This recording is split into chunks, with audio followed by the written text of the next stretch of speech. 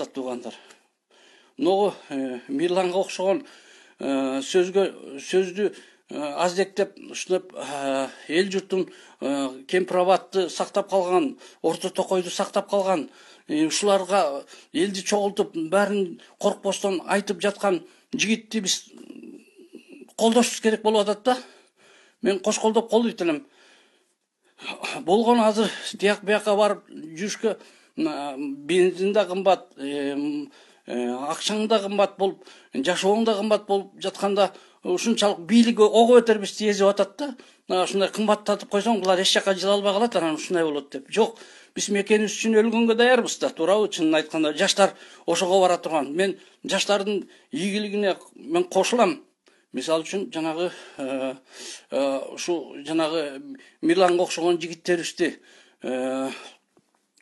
ушунчалык неме жерлерди коргоп, элди коргоп неметип атканды бийлик кордоп атса, биз кантип унчукпай тура алабыз? Эгерде бүгүн аны кордосо, эртең мени, сени баарыбызды кордоп алып кетип калышы мүмкүн да, туугандар.